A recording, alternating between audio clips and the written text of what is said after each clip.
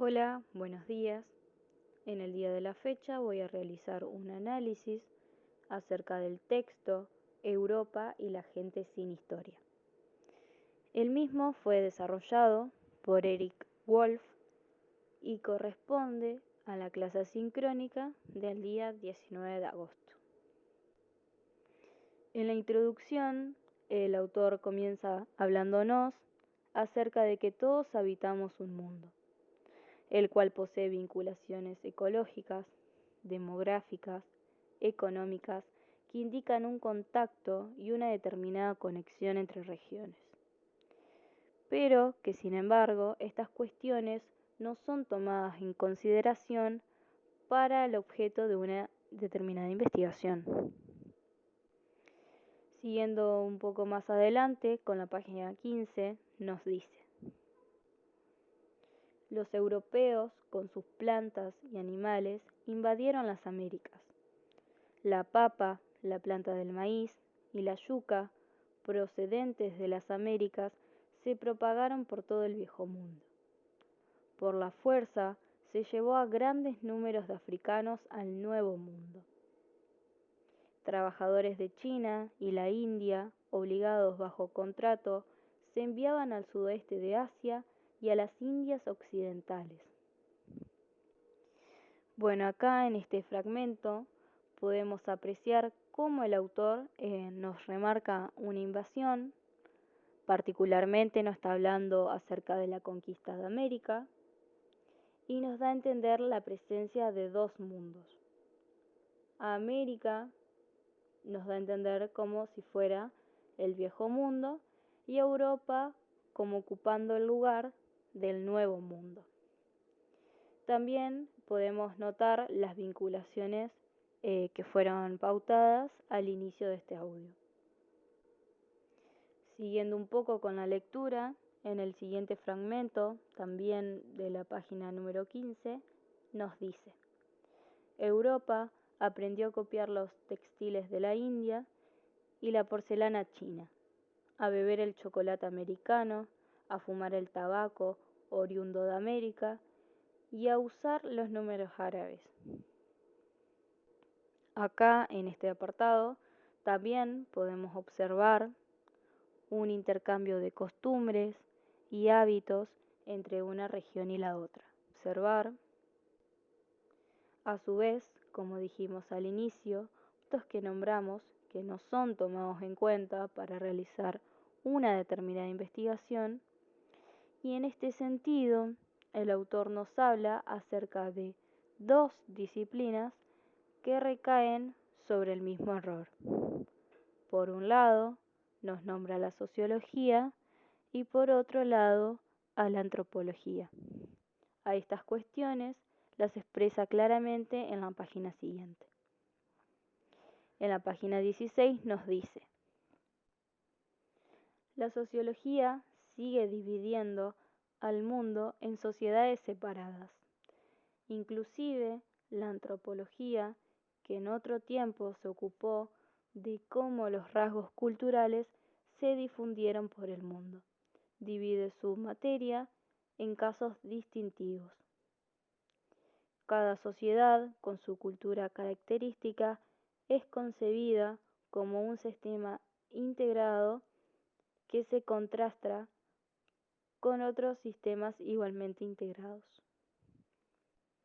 Lo que aquí intenta decirnos el autor es que la sociología, por un lado, nos remarca una diferencia puntualmente entre el desarrollo de las sociedades, distinguiendo entre lo moderno y lo tradicional.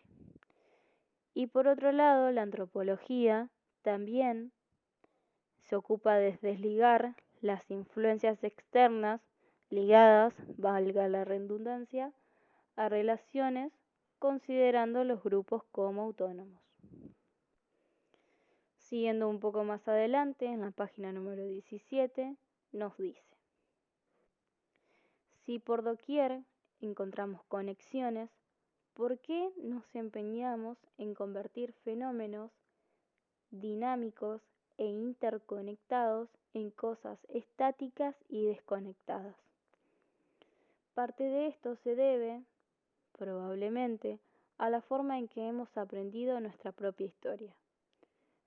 Nos han enseñado, tanto en las aulas como fuera de ellas, que existe una entidad llamada Occidente y que podemos pensar en este Occidente como si fuera una sociedad de civilización independiente de y opuesta a otras sociedades y civilizaciones.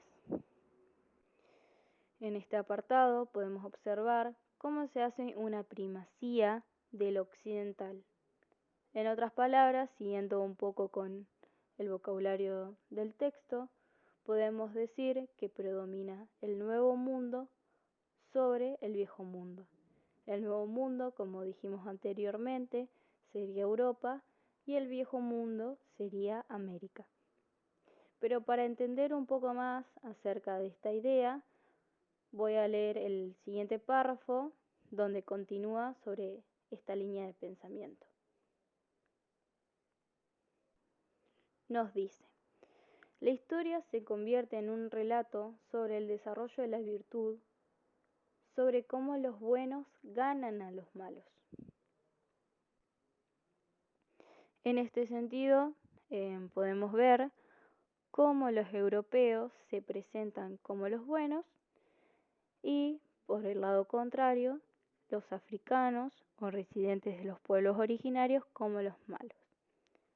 Quedan, de alguna manera, desfiguradas ambas miradas, debido a que actualmente sabemos que estas características otorgadas no son realmente así. Siguiendo un poco más, con la página número 19, al final del primer párrafo, podemos ver cómo el autor nos vuelve a remarcar el uso inexistente de las relaciones en conjunto y el intercambio que se produce entre las mismas. Nos dice: nunca una cosa impulsada hacia su meta en desarrollo por algún empuje divino inmanente, sino más bien un conjunto de relaciones temporal y espacialmente cambiantes y cambiables, o de relaciones entre conjuntos de relaciones.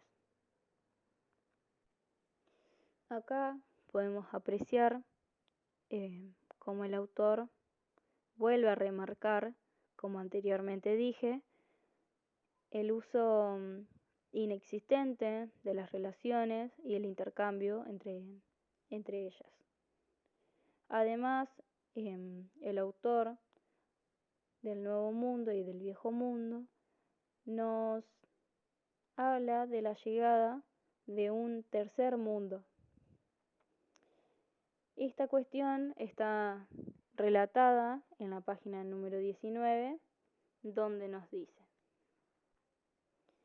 y finalmente hubo el tercer mundo, todavía atado a la tradición y estrangulado por sus propios esfuerzos por alcanzar la modernización. Si el oeste pudiera tan solo hallar el modo de romper tal estrangulamiento, quizá pudiera salvar a la víctima de la infección inculcada y propagada por el este, y colocar al tercer mundo en la senda de la modernización, en la senda de la vida, de la libertad y de la búsqueda de la felicidad del oeste. Bueno, acá en este fragmento nos habla acerca de la llegada de este tercer mundo, y acá es donde se abre una nueva caracterización. Pasamos del viejo mundo al nuevo mundo y ahora estamos entrando en el tercer mundo. Siguiendo un poco más al respecto de las limitaciones conceptuales que veníamos hablando anteriormente, más adelante, por debajo del subtítulo llamado Surgen las ciencias sociales, en el primer párrafo nos dice La costumbre de considerar a entidades tales como iroqueses, Grecia, Persia o a los Estados Unidos como entidades fijas contrapuestas recíprocamente por virtud de una arquitectura interna y estable de límites externos fijos, estorba nuestra aptitud para entender su mutuo encuentro y confrontación. En verdad, esta tendencia ha dificultado entender estos encuentros y confrontaciones. El disponer bloques imaginarios de construcción en pirámides llamada este y oeste o primero, segundo y tercer mundo solo viene a complicar esta dificultad. Esto nos hace pensar en que probablemente estemos enfrentando algunas limitaciones conceptuales en nuestro estudio de fenómenos sociales y políticos, y no solamente una aberración temporal. Luego nos habla un poco más acerca del contexto desde antes del nacimiento de la sociología. Si recordamos anteriormente, el autor nos nombra a la sociología como una de las disciplinas que recae sobre el error. Acerca de este contexto, nos habla de que antes de la sociología tuvimos a la economía política, que es un campo de estudio interesado en la riqueza de las naciones, la producción y distribución de riquezas dentro y entre entidades políticas y las clases que las componen. En el siglo XVIII, con la aceleración de la empresa capitalista, esa estructura de Estado y clases sufrió una presión cada vez mayor por parte de grupos y categorías sociales nuevos y crecientes, que clamaban por el reconocimiento de sus derechos frente a aquellos grupos defendiendo y representados por el Estado. Podemos marcar en la sociología para poder establecer un orden y de algún modo poder resolver esta cuestión social que se estaba estableciendo. Debemos recordar también que el autor no solo se refería a la sociología como una disciplina que recae sobre el error, sino que también nos hablaba de la antropología. Mucho más adelante, en la página 27, nos habla acerca de esta ciencia y de su surgimiento. Viciosamente, la ciencia del hombre reclamó títulos especiales para el estudio de los pueblos no occidentales y primitivos. Ciertamente, la antropología cultural empezó como antropología mundial. En su fase de difusión, se interesó en la propagación y apiñamiento de formas culturales en toda la faz de la Tierra. Los difusionistas vieron también relaciones entre poblaciones que mostraban las mismas formas culturales, linealidad, engrosamiento de los dientes o ropa hecha a la medida, muy interesados en la gente, pero en cambio tenían un sentido de interconexiones mundiales. No creían en el concepto de aislados primitivos. Bueno, a modo de cierre, me parece importante destacar principalmente el concepto del autor, en donde ve una clara primacía del occidental por encima del originario. Bueno, esta idea a mí me llamó mucho la atención y por eso decido destacarla al final, porque siento que es algo que de todas formas siempre sucedió, esto de destacar una raza por encima de otra, y justamente esto me trae como recuerdo los textos abordados en el primer cuatrimestre, que fueron tomados en cuenta en el primer parcial de la cátedra.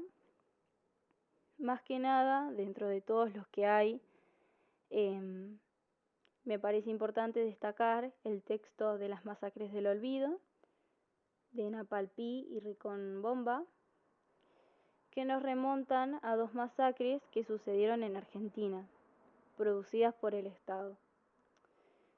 Una sucedió en Chaco y la otra en Formosa, y también podemos ver